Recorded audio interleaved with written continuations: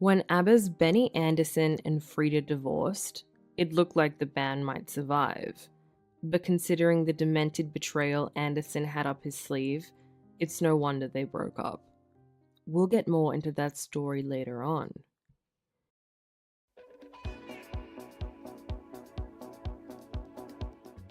In 1973, international audiences were finally starting to warm up to this new Swedish pop group. But the band had one major problem that was preventing them from breaking out big. Their original names, Bjorn and Benny, Agnetha and Annie Fried, were pretty bulky when put together. Even if people enjoyed the album, how were they ever supposed to remember them with a name that was such a mouthful? Their manager Stig Anderson was finally tired of dealing with this issue, so he decided to call them something much simpler, ABBA, which of course was an acronym for the names of the band members. But many people don't know that the name they would become known to the world as also had a much more fishy namesake. You see, in Sweden, ABBA was also the name of a well-known packager of canned fish. This might have been a setback long term, but Stig had his eyes on the rest of the world, none of which knew anything about that Swedish fish company. He felt that ABBA was a viable name globally, but before they went international, they still had to deal with the canners. To ensure they were on the right track, they held a competition in the newspaper to settle on a new name for the group. At the end of it all, the summer of 1973 saw the official announcement of ABBA as the official moniker of the band. The Swedish company gave them permission on one condition. They said, as long as you don't make us feel ashamed of what you're doing. As the decade churned on, it became clear that they would do exactly the opposite. Now decked out with a new name that they were sure the world would remember, Stig and the group weren't going to let anything stop them from international stardom. But it wasn't all smooth sailing on the way to the top. When their song Ring Ring failed to capture Sweden's heart in 1973's Melodifestivalen, they were extremely disappointed. I mean, they thought that this was going to be their breakout hit. Unfortunately, it placed third in Melodifestivalen and never even made it to Eurovision. But they didn't let this destroy their hope. After all, the group knew that they had talent. It was just a matter of finding the right ears for their music. They held their breath until 1974, when they went after the elusive Eurovision again. And this time, they decimated the competition. After attempting to break out of Sweden twice already, ABBA came to the 1974 Melodifestivalen with fresh fire.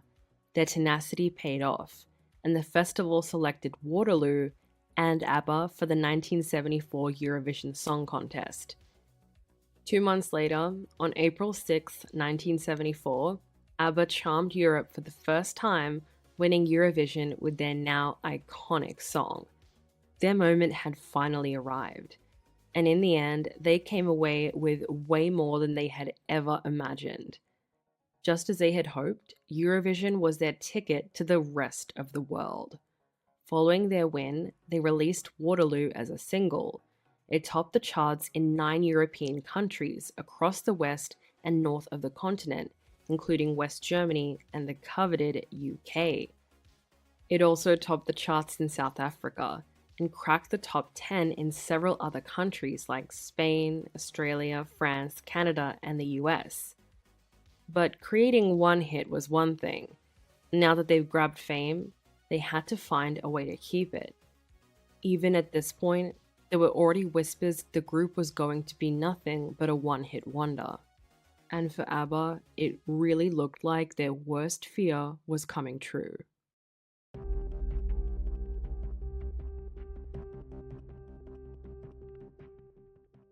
With Waterloo, ABBA got the fame they dreamed about, but like many artists, they really struggled to stay on top. They followed up that song with another now popular single, Honey Honey. While it didn't do as well as Waterloo, it still made a splash in several countries. But in the UK, their label decided to release a remix of Ring Ring instead, which wowed no one. At this point, the whispers of them being a one-hit wonder were starting to become very loud.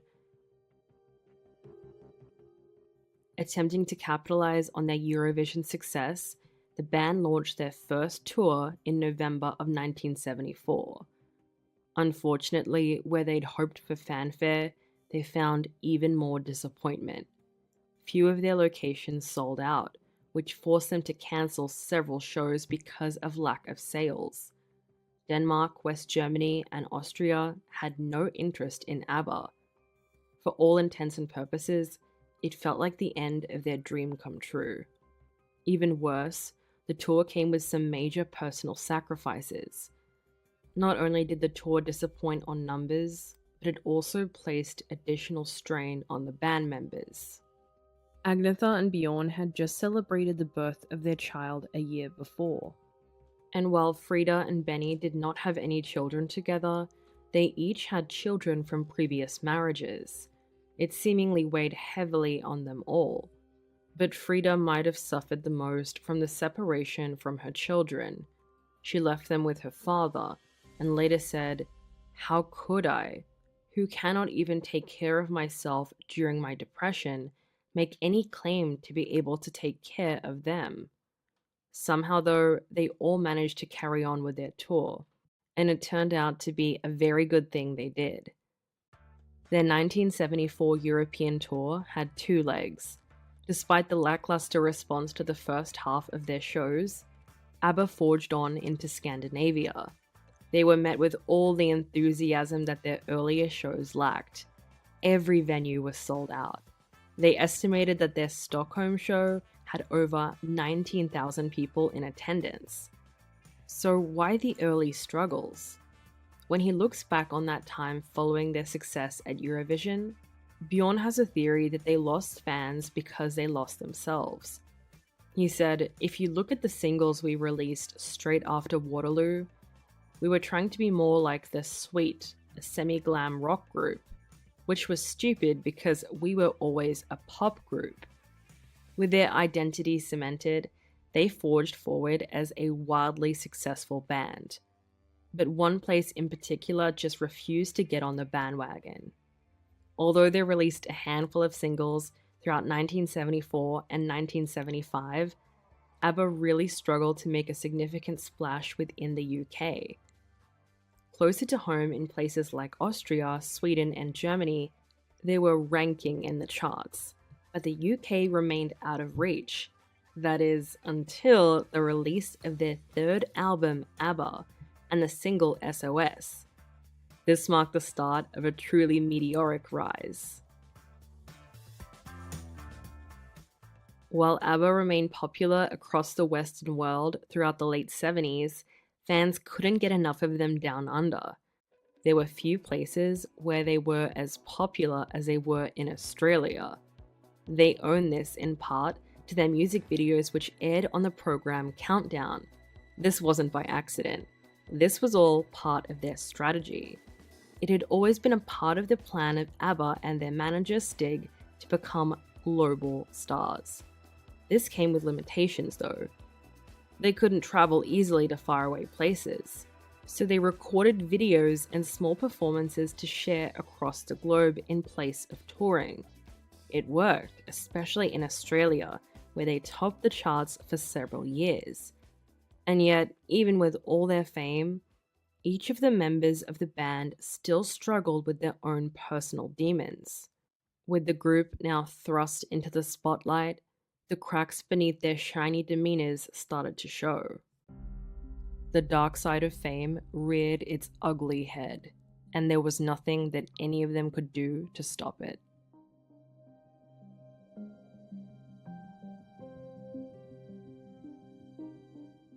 In many ways, it seemed like Agnetha suffered from scrutiny from fans more than the rest of them. With her blonde hair and traditional good looks, she quickly became the pin-up girl of the band, a role that she never asked for and never felt comfortable with. especially in the moments when fans took things a little bit too far. During an Australian tour in 1977, her body became the hottest topic of conversation. At one of the performances, Agnetha wore a tight white jumpsuit. An Australian newspaper wrote the headline, "Agnetha's bottom tops dull show," to which she replied, "Don't they have bottoms in Australia?" There is no telling how that kind of attention truly affected her, but it was far from being the only drawback of celebrity. It was not just Agnetha's looks that caught fire when they were in Australia. Their fame knew no bounds during this period, and while they had many fans, fame doesn't always attract only positive attention.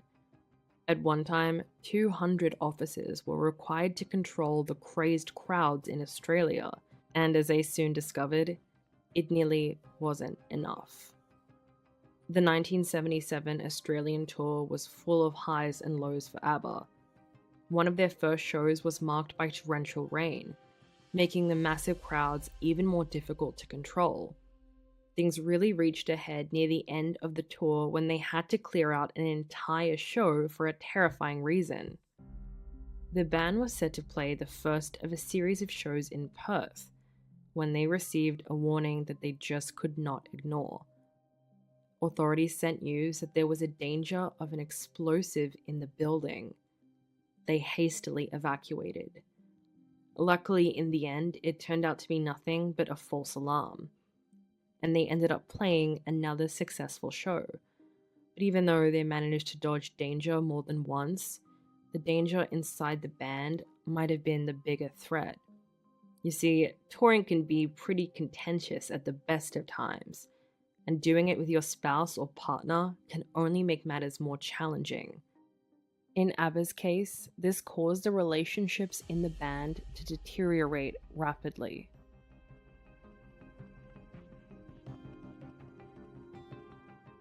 In 1978, Frida and Benny finally tied the knot after a decade of dating, a seemingly very happy ending. But the other couple that made up the group found themselves approaching a very different kind of ending. A year after their bandmate's marriage, Agnetha and Bjorn divorced. At the time, their breakup seemed mutual and friendly. But once Bjorn started dating another woman just a week after they split up, things got a lot more tense. Now that the love was gone, fear began to rise about the fate of ABBA, and very rightfully so. Despite continuing to work together, the end of their marriage weighed heavily on them, especially Agnetha, who would go on to say that she required therapy following the divorce. That's not too surprising, as they continued to work together for many years after the end of their marriage.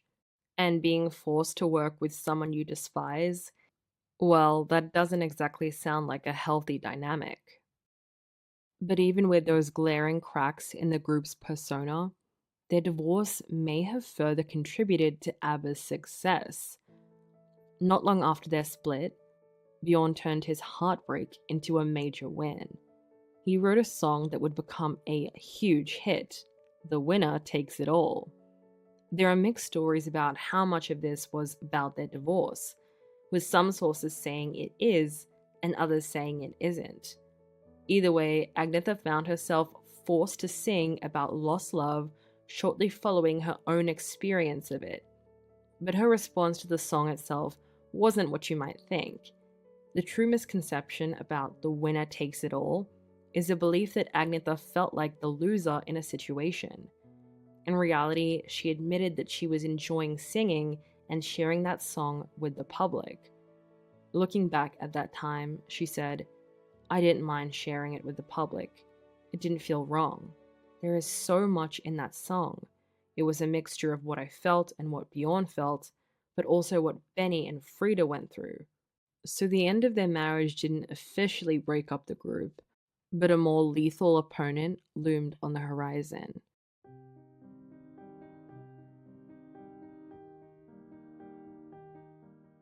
Shortly after the divorce, another scary event nearly knocked the wind out of Agnetha.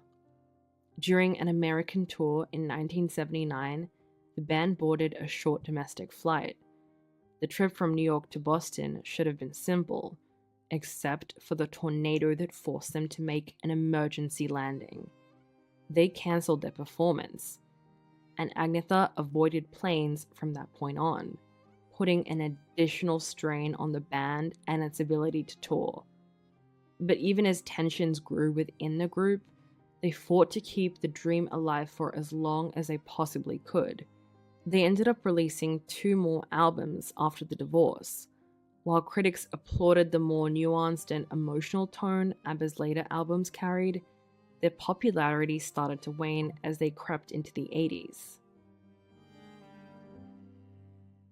With tension within the group mounting, ABBA couldn't hold on forever, and neither could the last couple standing. Benny and Frida's marriage was in trouble. Although they didn't announce their divorce until 1981, they reportedly separated the year prior. Benny had already met another woman, whom he married less than a year after filing for divorce. But this was another blow that they would really struggle to come back from. It was the beginning of the end of ABBA. In December of 1982, the band performed on the Late Late Breakfast show in the UK via transmission. This was their last performance. They never made an official announcement declaring their intention to break up, but they all went their separate ways following this point. Although the members of ABBA occasionally met up in social settings, performing the odd time in fractured groupings, they didn't perform together as a foursome for decades. The release of the popular musical Mamma Mia based on their songs kept them relevant, but the group was done. Fans had truly given up hope. In the year 2000, amid a revival of several of their hits, an American-British consortium offered the group $1 billion to reunite for 100 shows, but they declined the offer. To put that into perspective, the group was offered more than the value of 25 different Major League Baseball teams and the GDPs of some countries. That's potentially $250 million that each member of the group refused. Benny simply said, "It's a hell of a lot of money to say no to, but we decided that it wasn't for us." And it just seemed like that was that. Years went by. And then, in 2016, the impossible happened.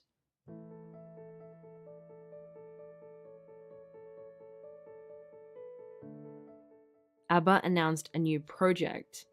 They had always insisted that a reunion would be impossible, primarily because they feared becoming a cover band for their own music. Their 2016 announcement changed this. They were to work on a new digital experience that would project their lifelike avatar forms. They called these their avatars. This was originally set to be released in 2019, but it experienced delays. Yet ABBA still had something more up their sleeves. After creating a large media hype through mysterious advertising, they announced in 2021 that they would be releasing another album. Their first album in 40 years. They also released 3 singles at the time. In May of 2022, they released ABBA Voyage alongside a concert residency in London using the avatars. The band had stated that this will be the last work they release, but Agnetha has also stated that it's up to the boys. So perhaps there's still hope. Even after all this time, there is nothing that people would love more than to see ABBA back together again like it was the old days. The chances that ABBA will come together again are unlikely, despite the odd member suggesting that they're open to it, but that doesn't mean that they've left their fans with nothing. ABBA has become an ingrained part of Western society. Through musical adaptations and covers of their songs, the band continues to exist, drawing younger generations of fans into their world. If you enjoyed this Factinate video, give it a thumbs up and subscribe for more incredible stories. Want to say in who we cover next? Join our membership program through the link in the description for exclusive perks. Your support means everything to us. Thanks for watching, and